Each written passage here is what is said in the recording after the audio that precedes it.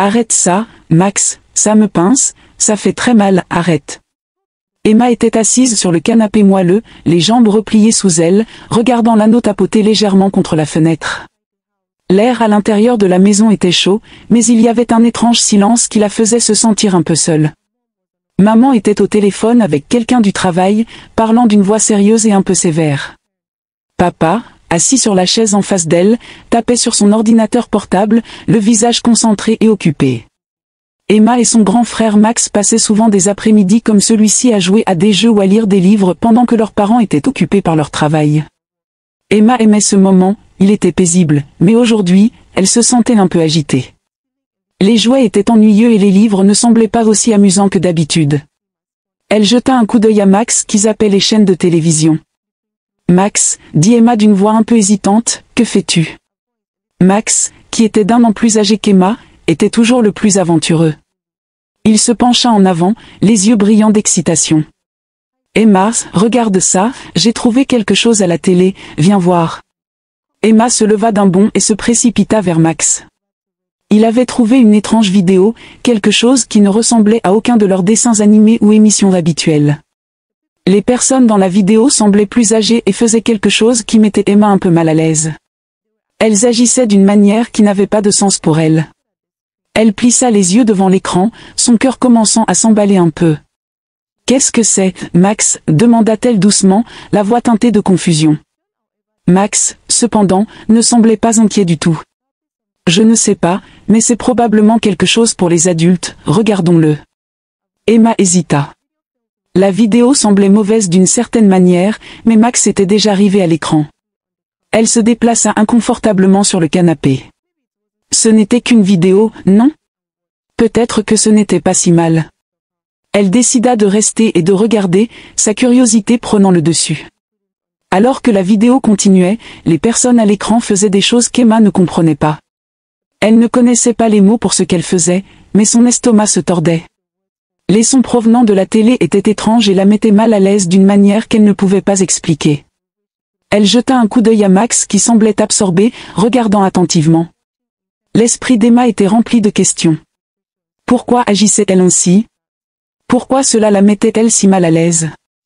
Elle pensa à sa maman et son papa qui lui disaient toujours qu'il y avait certaines choses qui étaient seulement pour les adultes. Était-ce l'une de ces choses? Max se tourna vers elle avec un sourire excité. Je pense que c'est juste quelque chose que les adultes font, ça n'a pas l'air mauvais, nous devrions essayer aussi. Les yeux d'Emma s'écarquillèrent.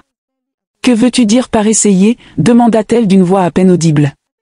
Max était confiant comme d'habitude. Je pense que c'est quelque chose que nous sommes censés faire, essayons comme ils l'ont fait. Emma sentit un nœud se former dans son estomac. Elle ne savait pas quoi dire. Elle voulait faire confiance à Max, mais quelque chose en elle lui disait que ce n'était pas une bonne idée. Elle ne voulait pas non plus sembler effrayée. Peut-être que tout irait bien après tout, Max semblait si sûr de lui. D'accord, dit-elle hésitante, mais juste un petit moment. Ils allèrent dans la chambre et essayèrent d'imiter ce qu'ils avaient vu dans la vidéo, mais dès qu'Emma essaya, elle ressentit une douleur inconfortable dans son corps. Ce n'était pas comme les jeux qu'ils jouaient habituellement ou les choses amusantes qu'ils faisaient ensemble. Cela semblait mal, cela faisait mal, et Emma s'arrêta immédiatement. Des larmes montèrent dans ses yeux. Elle ne comprenait pas pourquoi cela faisait mal ou pourquoi elle se sentait si bouleversée. Elle regarda Max, espérant une explication, mais il semblait confus lui aussi. « Max, ça fait mal » chuchota-t-elle, la voix tremblante. Max cligna des yeux, la regardant un moment, puis recula lentement. « Je ne sais pas, Emma, peut-être que nous n'étions pas censés le faire comme ils l'ont fait dans la vidéo. »« C'est bon, nous pouvons arrêter. » Emma hocha la tête rapidement, se sentant soulagée. Elle se recroquevilla en boule sur le lit, son cœur battant. Elle ne savait pas ce qui s'était passé, mais elle savait une chose avec certitude, elle ne voulait plus jamais faire cela. Cela ne semblait pas être quelque chose qu'ils auraient dû essayer. Le lendemain, Emma ne pouvait pas s'arrêter de penser à ce qui s'était passé. Chaque fois qu'elle y pensait, sa poitrine se serrait. Elle voulait parler à quelqu'un, mais à qui? Sa mère était toujours occupée avec le travail et chaque fois qu'Emma essayait d'attirer son attention, sa mère disait « Pas maintenant, Emma, maman travaille ». Emma se sentait seule. Elle ne voulait pas déranger sa mère à nouveau, mais l'inquiétude en elle grandissait. Elle souhaitait pouvoir dire à quelqu'un ce qui s'était passé, mais elle ne savait pas comment. Et si personne ne comprenait? Et s'ils étaient en colère contre elle pour avoir même regardé la vidéo en premier lieu? Emma se tourna dans son lit cette nuit-là, le poids de ses pensées l'oppressant. Elle ne savait pas à qui parler et cela la rendait encore plus confuse.